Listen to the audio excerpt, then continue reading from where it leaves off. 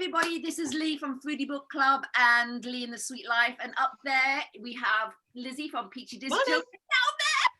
Oh my God, we got Jane Devonshire. It's just, she said, don't get too excited, but I can't help it. You know, she's just like, oh, so she's going to be cooking us a fabulous dish, gluten-free, of course. Lizzie is also gluten-free, so she's desperate to ask. All ears. Yeah, all ears.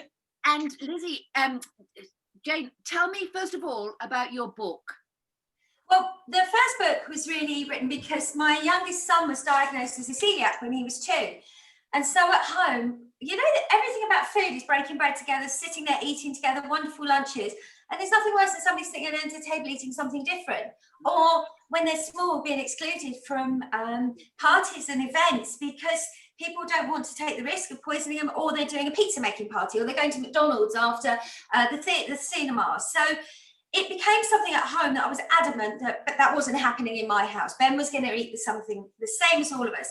So when I got an opportunity to write a book, it just had to be a gluten-free book for the whole family, that just made it accessible and took all the, everybody saying it was difficult or that it wasn't as good as, I just wanted to show people it was just great food, and it's like learning to cook Italian or Chinese or something. It's just a different way of cooking. And from that, then this year, last year, my daughter came back from uni, and she's a veggie. And the same ethos applies, that we should all be able to sit down and eat together. So out of that came my next book, which I'm so proud of, which comes out on Christmas Eve. It's a little bit delayed because of our things that have been going on this year. But so it's a vegetarian, hassle-free, gluten-free book. But it's very much aimed at flexitarian diets. So there's lots of... I love that term, flexitarian. Why haven't I heard of that before? It's how we eat at home. I don't know. It's how we eat at home. So I'll do my big roast chicken on my roast, and then I'll also do a really lovely veggie roast as well. And then everything else is that everybody can eat, and we can all just pick at things. And half the time, some of the kids who eat meat as well, we just eat the veggie option. And it's a really lovely way of eating, I think. A lot of us are trying to cut down on the amount of meat we eat, maybe. I need to times a week.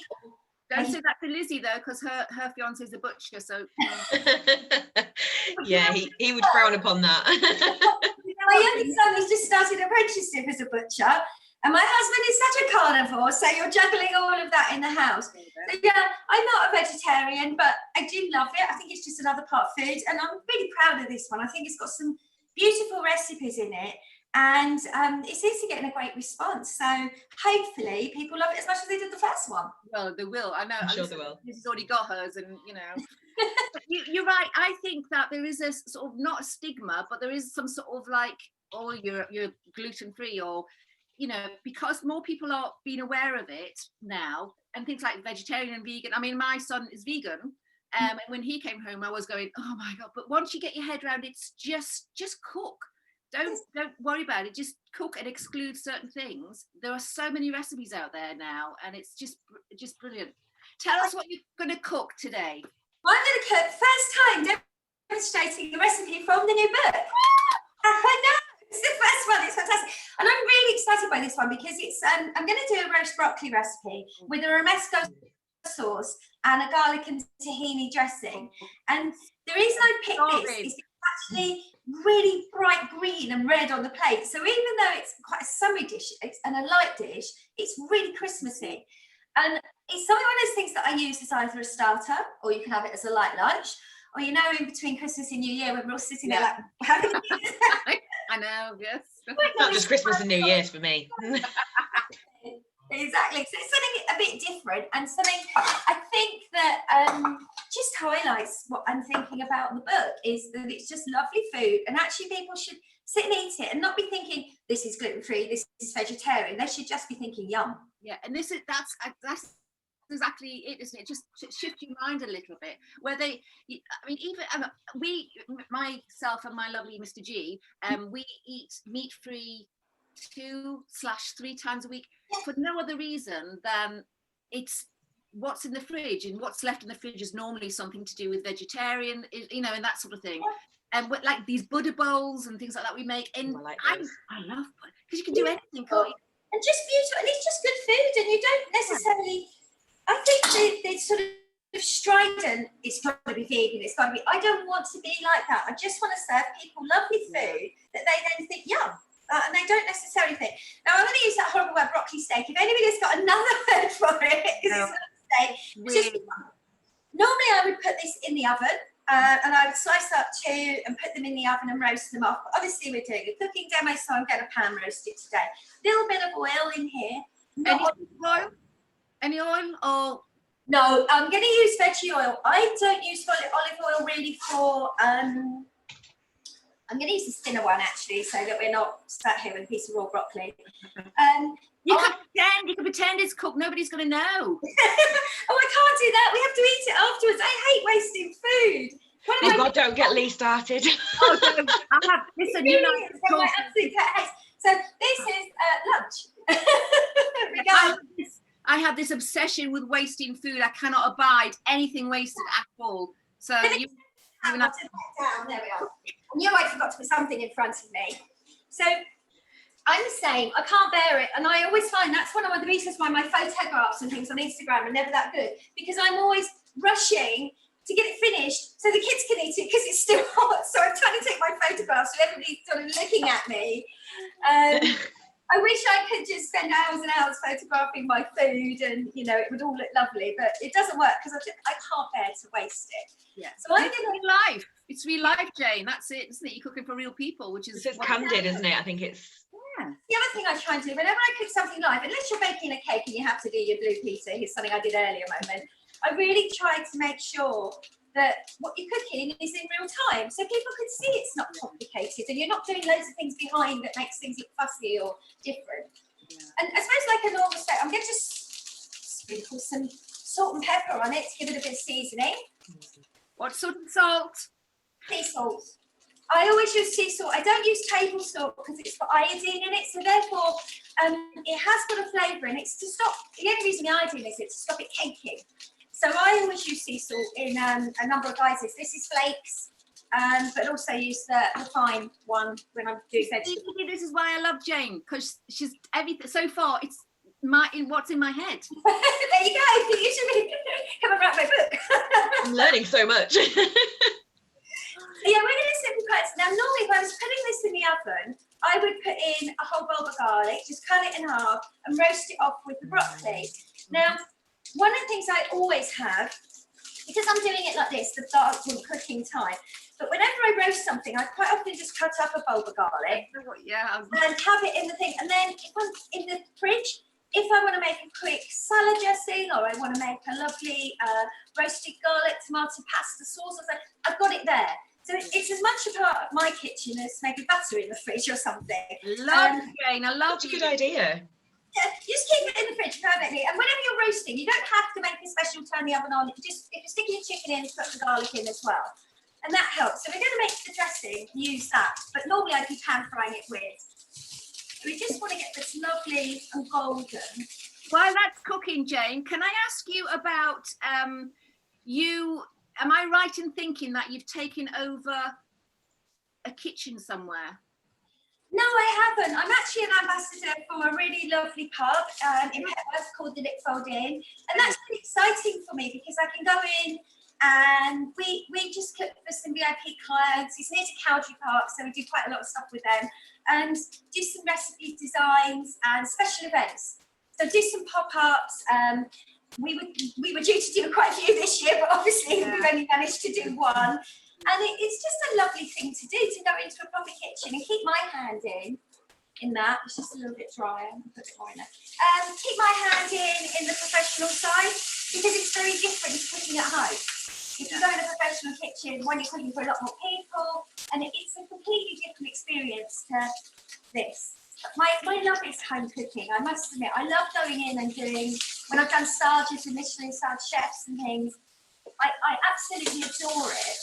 But my love is home cooking. Oh. Taking those few ideas and actually bringing them back into the kitchen and making things taste better at home, really. And I think having you as an example of that sort of cooking makes it less fearful for other people. I think there's a lot of a time when people go, oh, there's a chef cooking, therefore it must be really complicated. And you go, no, actually, it's just food. If you mess up, it's all right.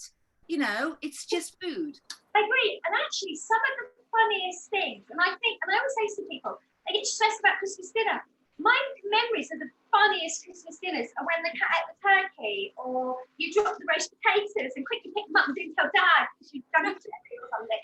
Yeah, those are the memories that we all love and we laugh about. So actually, this doesn't have to be perfect all the time. Exactly. And we all have. I burnt the rice the other day. I was trying to do too much, and I left the rice on, and it was all lovely and black at the bottom. And I was like, oh no.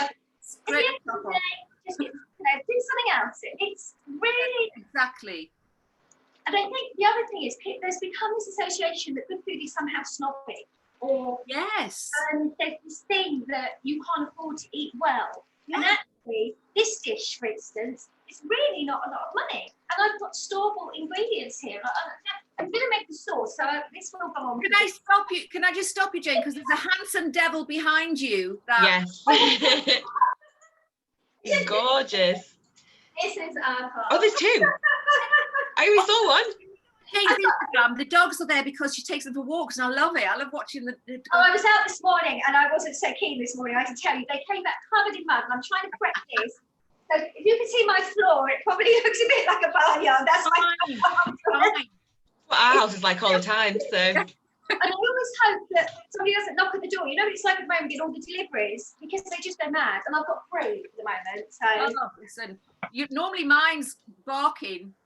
Right, my recording, but my lovely Mr. G's downstairs. So, and I've just noticed you've got, is that a Cuisinart you've got there?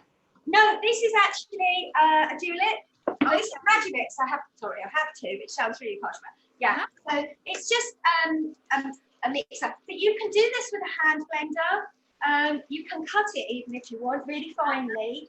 And one of the things I always say to people, I went for the whole of MasterChef with just a hand blender, stick blender, and a hand whisk. I never had expensive equipment in the kitchen, and I try very much when I'm doing my recipes to not rely on this sort of equipment, because I'm aware it's expensive. Yeah. I'm lucky. I use it now and I love it. It makes my life easier. But if you haven't got it, you need to be able to cook these recipes still. I'm going to make it's one of my favourite sauces, and you can use it with all sorts of things. It makes a great dip. Multifunctional recipes, love them. So this is 125 grams of almonds, just blanched almonds, off from the store. I was usually have those in. And then these. It's one of my favourite roasted red peppers in a jar. Yes. I always have those in the cupboard. Oh, yeah. They're so good. And we're just going to put, there's a lot of flavour in the brine. 2 to 3 tablespoons of the brine in there from the jar. I quite often use olive brine as well. And I've got about, I think it's 225 grams of the peppers. I took them out earlier because sometimes, as you know, to try and get them out, the first one is always awkward. This is about 8 pieces. Oh, yeah. It's one of those things you really don't want to be doing on live streaming. It's opening jars and things. That's just we're going to put a teaspoon. Just start off with a teaspoon. If you want it a bit hotter, you can have more of this. And this is another ingredient that I'm so keen on. Just smoked paprika, the hotter one. You can get it anywhere. It doesn't have to come in this red jar, but spoon that with all ingredients that I think you can have at home. Bit of salt. The smell. I think smelling is as much good as my broccoli. Oh look. See that char? That's how we want it to look. It looks so good. Yeah. And normally I'd put it in the oven for sort of 20 minutes and turn it over halfway. A nice pinch of salt in there. What else have we got? Lemon. There it is. I knew I had it somewhere. I'm so glad it's not just me. You see, Lizzie, it's not just me who goes, I'm sure I've seen it somewhere. I'm the same though. I managed to lose 2 pints of milk the other week. Still haven't found it. There's your cheese for the next couple of weeks. That's fine. We all use that sometimes. It works. And then some olive oil. And this is good olive oil. It's extra virgin because we want to really, it's the flavour. I don't ever cook with olive oil. The burning point on it is too low. And if you cook with it and you burn it, it goes acrid and it doesn't give a very nice flavour. So I tend to cook with vegetable oils, sunflower oils, rapeseed oil, even avocado oil. I know is now becoming more popular. It's very expensive. Flavoured oils, can't you now? And also make your own, which is really good. I think so. And it's, that's nearly done. It doesn't take long.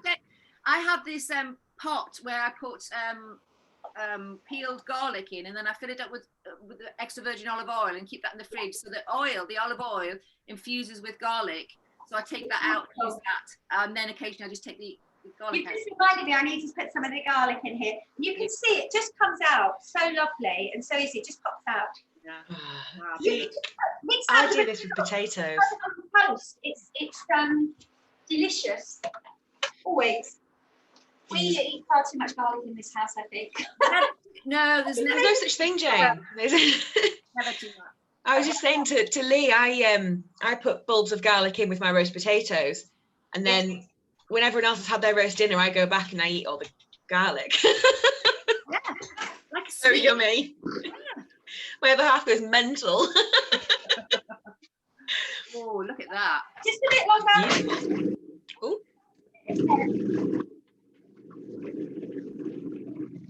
This is fabulous. So Lizzie, are you making this for lunch? Because you normally make things straight afterwards. I haven't got any broccoli, but I've got some arriving on Saturday, so I think I'll have to make this at the weekend. But I'll have to put it with a steak for Josh, because otherwise he'll leave me. But do with this, the garlic and roast lemon. If I'm serving it as a main for a veggie, I'll serve it with some pan roasted garlic and rosemary and lemon potatoes, you know. But I wanted to show you, I've kept a bit of texture in there. But look at that colour. Oh, it's beautiful. beautiful. I mean, it's just so stunning. And maybe it would take it a little bit further if I was at home. And I always say, especially now, we've got to be aware of poisoning people because cross-contamination. If you want to taste anything, put it on your hand. And then you're not getting it on your spoon. You can use double dipping. Can I ask you a question, Jane? Of course. If somebody hates broccoli, and I don't understand anybody who does, but if they do, could they use something like cauliflower? Of course. Okay. You can use a cauliflower. This actually pairs really well if you're not a veggie with something like lamb or steak with sauce. It's great for dipping in. You can do roasted peppers with it. Lots of different things. And it does go really well with a pan roasted potato as well. So, you know, a lovely crispy roasted potato with garlic and things like that. But that's how simple that is to put together. It's really. And could you make that in advance and keep that in the fridge, or could you freeze Exactly. That's exactly what I would normally do. I would normally make it in advance and leave it in the fridge. It can stay in the fridge for, probably up to a week, as long as you've got it in a sealed container, because there's nothing in there that's going to go off. Yeah. Make sure it's sealed and probably, you know, it's clean jar and everything, but it will keep. And that's one of the lovely things over Christmas is doing that, because you've got a sauce there you can throw with lots of different things. Can you freeze it, Jane? I've never tried. Okay. I have to be honest, I've never tried. I can't see why not. Yeah. But we even put it on bruschettas. You know, you can put it on bruschettas. It's one of those things that once it's in the fridge, you just use it. We do anyway. Yeah. I want to say, this is just starting. It's perfectly tender. I can pierce it with my knife, but it's definitely cooked. So we're just going to turn that off. Okay. And I want to show you. It's got lovely crispy bits. Oh, yum. Yum. Dark golden. I was doing this the other day, and the lady said to me, "Could you make the romesco sauce with something like almonds?" And but it's an almond-based sauce. It's called something else. Oh no, but she made it with pine nuts and loved it. Yeah. Here we go. Right. For the last bit. So to dress this, I'm going to make a roast tahini and roast garlic and lemony sauce. God, It's mouth-watering. How lovely garlic cloves. Yeah. And if you're like me, when a recipe says 2 garlic cloves, I merely go and pin 4. Yeah. Yes. Oh, you can't taste it. Yeah. So, you know, it's down to personal taste. And the other thing in the recipe book, I've got vegetarian, how to make your vegetarian sausage meat and things. And I deliberately put in the basic recipe so that people can then think, well, I've got a bit of herbs in there and everything else. But I would say to people, if you want to put chili in your sausage meat or apple or any of the flavours that you love, put it in. And I've given you the base recipe that you can then expand on. And the same with this, really. Yeah. You know, if you want to put a bit of chili in it, put it in. But that's what cooking is all about. Is people get braver with cooking. Like you say, if you've got a base recipe, you can do whatever you want with it, because I find it really difficult when I look at recipes and it's like having pair of shoes, isn't it? It doesn't fit everybody. You know what I mean? Or you go to cook it and you suddenly realise that you're missing one of the ingredients. Yes. I get that not everybody is common. The great thing about vegetarian cooking, I'm not being funny, if you're cooking a fillet steak and it's cost you a fortune and that's a really special thing, then you are going to be a bit nervous. But if you mess up cooking a piece of broccoli, Yeah, it's not quite so tragic. It's not the end of the world, is it? So tahini. Now tahini is wonderful. I often make my own hummus because I love it, and we eat so much of it. So I'm just going to put about a teaspoon. It's very strong, but it's tahini is sesame seeds, ground sesame seeds. Yeah. ground sesame pulp. So it's 100%. This is what is this one? This is a Bella Zoo one, which I like because some of them are really quite thick paste, but this one is a bit more liquidy. And if people want to make their own tahini, they can do that as well. It's not difficult, is it? So no, not at all. It's another thing, and a little bit of salt. So we've got some roast garlic, bit of olive oil, bit of tahini, and lemon. Now, one of the things I think that a lot of people are scared of is, or they don't use enough, is citrus in when you're cooking. And quite often you taste something and you think it needs more salt, and actually a little bit of lemon juice or a spot of vinegar or something will quite often bit of acid in there. Yeah, acid, and I think we learned that a lot from Asian cooking. Acid is a really important part of getting that flavour balance. Sometimes, you know, you can just add a spot of balsamic or a little bit of lemon or something. So I'm doing this with my pestle and mortar, which I don't use as often as I should, but there's something really lovely about it. It's just one of those, oh, I'm actually making a sauce. Don't be scared to add a little bit more. Garlic cloves are different sizes, lemons are different sizes. If you need to add another garlic in there to get it to a nice creamy sauce, do so. And there we are. I'm hoping you can see, look, it's just a beautiful thick dressing. Yeah, that's lovely. Easy as that. And if you want, if you haven't got a pestle and mortar, back of a spoon on a plate, just grind the garlic in. And like everything, taste, taste, taste. Always, because, and taste as you go. Wow, I like that. I love it when you're cooking something and you know you're going to eat it afterwards and you're thinking, yum, this is going to be a nice lunch. I shouldn't be saying that because it's my own cooking, but I'm really looking forward. You should. This is it. It's really weird, isn't it? Because I think myself included, if we make something nice, we always go, oh, it's fine, you know, it's fine. But actually, let's shout about it. I know, and I was always, and I've got here some flaked almonds. If you want to buy them ready toasted, you can.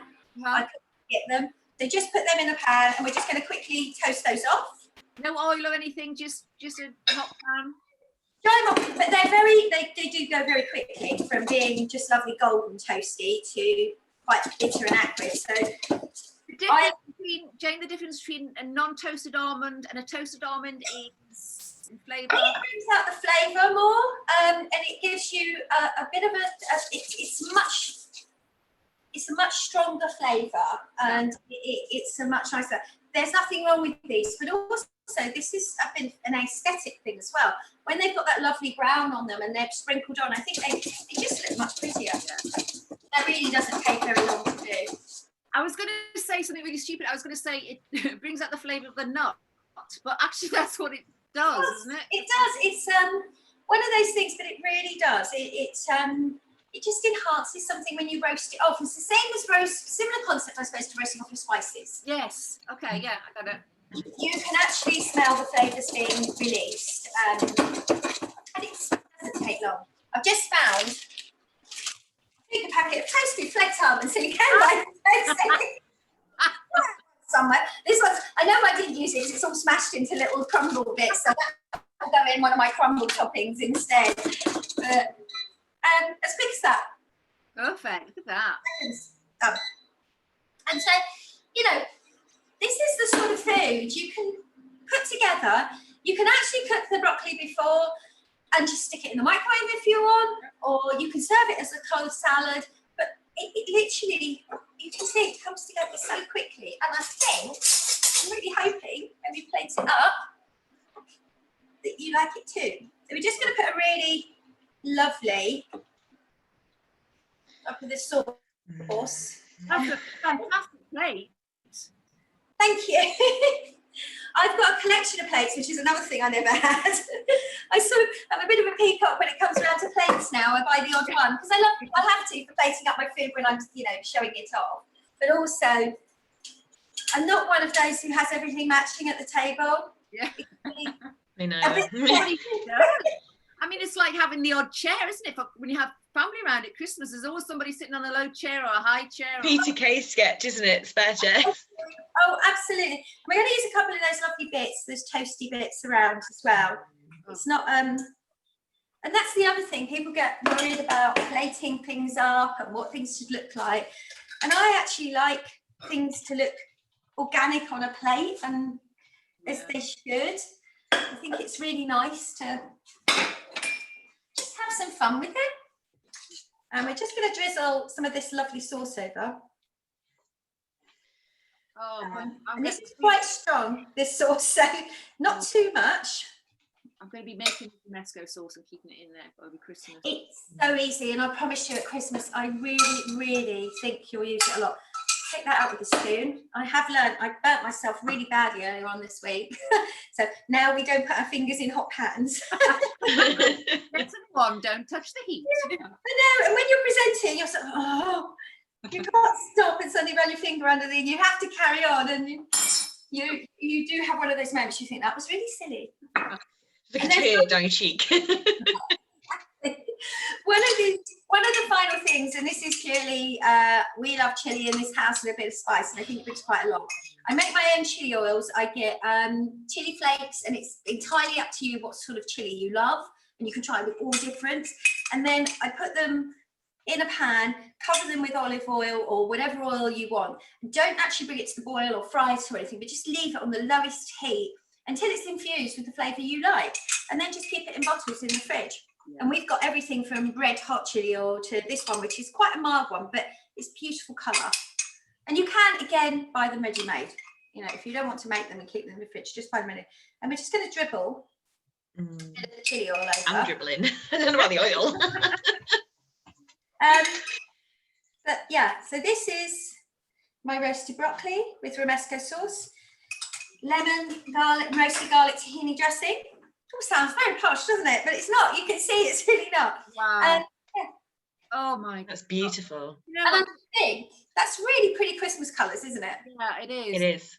And this is all going to be on Lee and the Sweet Life's lockdown lunches thing. So that'll be on by the end of today, hopefully, if I get my finger out.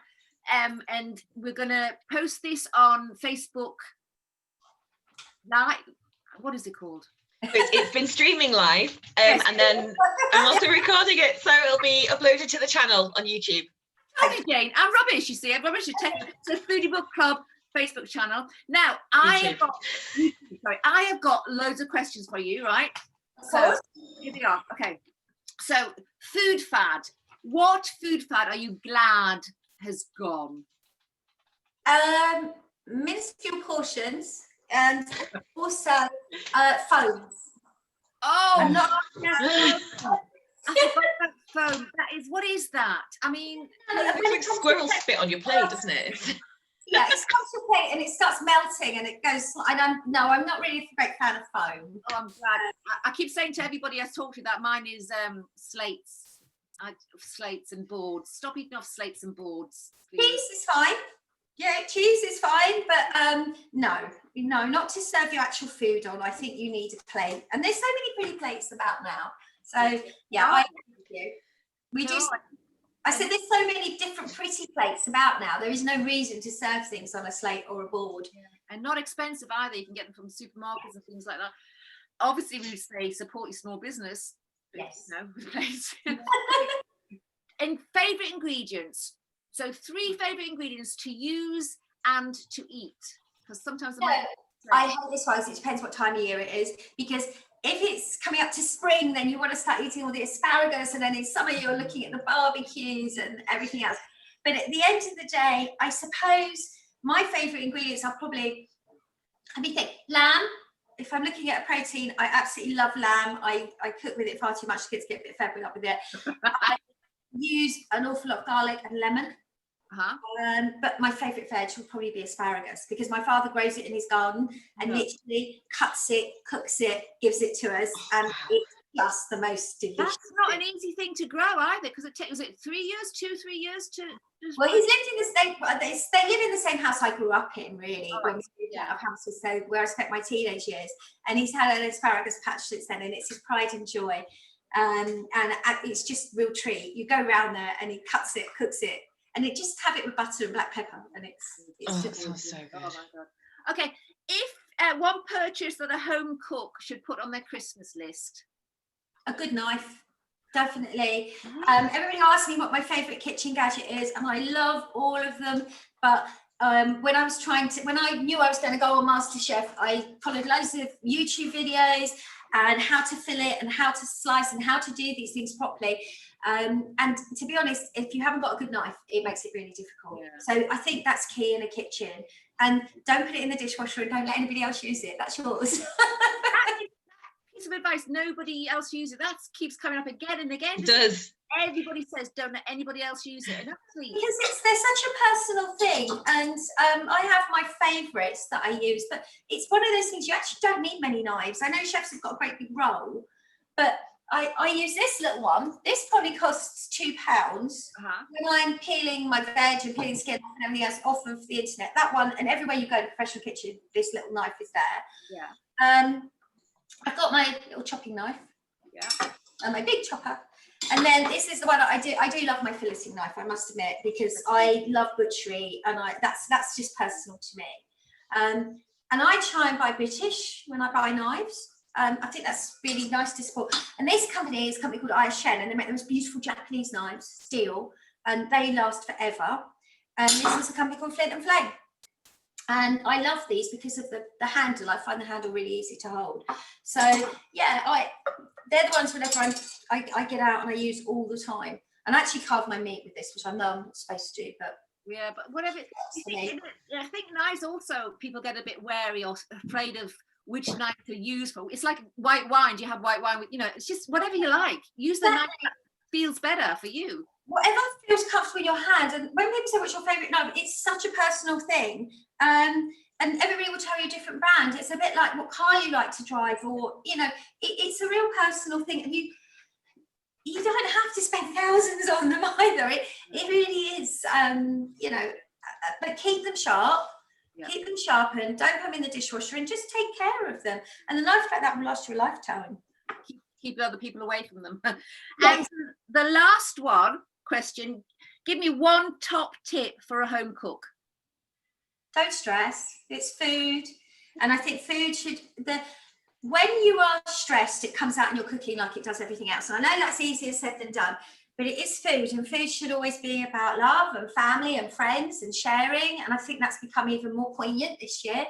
And so do everything you can beforehand. And if it means that you're serving shepherd's pie to your friends and you've cooked it in the morning and you're just heating it up, that's what you do. Do something that's in your comfort zone. Yeah. And you can gradually stretch your boundaries as you do. But please don't get stressed about food, because it should be a joy. And absolutely nice. That is great. Thank you, Jane. I want you to show us your book again, because I want this shouted about as much as possible. To get it both of them. Let me do this again, to be honest. Yeah. So this is the existing one, Hassle Free Gluten Free, which is just flown off the shelves. I'm so proud of it. Amazing. It's so good. Yeah. Do you love it? Yeah, I've cooked so many things out of it already. I love it. Do you know, excuse the banging, I have got to put a new toilet in just before Christmas, because it's the usual things before Christmas. So that's what's going on next door. I thought they were starting later, and I'm thinking, definitely live. Live, isn't it? Literally things go wrong. But yeah, this is vegetarian, hassle-free, gluten-free. It comes out Christmas Eve. If anybody's doing veganary or vegetarian January, or just trying to eat a little bit healthier, or even just indulging in some veggie treats, because I don't, they're not. This is one of my favourite: 3 trees and mushroom lasagna. That sounds amazing. So I'll put it on order. Family recipes in there, which I'm just flicking through, trying to find a picture. Of course, I can't find a picture there. So, whoopie cakes, gluten-free whoopie cakes for the kids. So, I'm hoping it's just really accessible, like the other one. I made a point when I started looking at gluten-free books, when Ben was first diagnosed, they were written by people who had access to whole food markets. Yeah. And it made me so frustrated because I've got 4 kids and, you know, we didn't have a lot of money and I couldn't afford to spend £40 on every meal. Or I remember spending so much money on weighing out all these different flours and ended up with like 20 kilos of flour, which then the rest of it didn't work. So I didn't want to do that. I wanted to just use ingredients that I could get in my local supermarket, which isn't very large in the local town, and that was accessible to everyone and that we all had. So that's basically my ethos of where it comes from, that these books are written with things that you can go and buy in your local Sainsbury's, Morrison's, Asda's or wherever.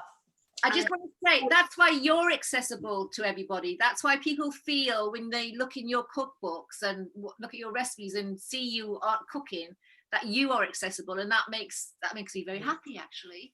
It was a huge frustration, and I couldn't write a non-gluten-free cookbook because I can't have gluten in my kitchen because it would poison my son. But it was a real frustration that they were making it so complicated. Yeah. And people would then, I go to conferences, so I'm a Celiac UK ambassador, which I'm so proud of now.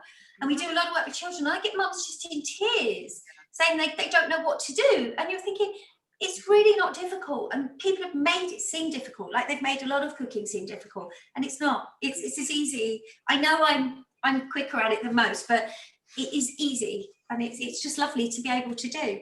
Lizzie, do you see why I love her so much? Yeah, I mean, Jane and I have spoken before, and I was just hanging on her every word then as well. So you'll make me blush. I'm very ordinary, I promise you. It's so funny because this all looks quite tidy behind me, but there's a sea of shopping on the kitchen table over there. It's just like every mum's kitchen ever, though, isn't it? You know. With this much ironing, thinking, oh my gosh, I've got to do that before Christmas. So yeah, it's all normal behind here, and I can't spend 6 hours cooking something. I need something that I could knock up that lunch for the kids, and it would be done, and it would be different, and it's healthy-ish, and you know. I love it. I'm going to tie it all up now but also Jane, if I'm hoping that you will do more things for Foodie Book Club because you are like the ambassador. Oh no, yeah. Do you think she? Oh, speak to you later. Yes, but I just want to say, please buy Jane's book. Please support her. Look on Instagram. Tell us your Instagram and Facebook and everything like that. What are they? It's all under Jane C. Devonshire. I think there's a Jane Devonshire somewhere who runs a upholstery business who gets a lot of Facebook requests. So it's Jane C. Devonshire, at Jane C. Devonshire, and that's Facebook, Twitter, or Instagram. At the moment we're doing 12 hassle-free, gluten-free days of Christmas. So all my really easy Christmas recipes and tips and treats how to make your Christmas day really easy. So let me just tell everybody about Foodie Book Club as well. Please subscribe to Foodie Book Club. It is free. Just sign up if you start your own book club. It's just a book club where people cook. That's all it is, and it's not scary. And we get lovely people like Jane who gift us recipes every month, and it's just a joy, and I am so appreciative. We try and support all the food industries. We try, Lizzie, who's a digital marketer, she does all of this, try and pushes, you know, anything for these wonderful people. We support independent businesses, so we have a Twitter hour, which is Foodie Book Club Hour on Wednesday 6 till 7, where we get these independent businesses who give us a discount. It's all free, and we shout about them all over the place.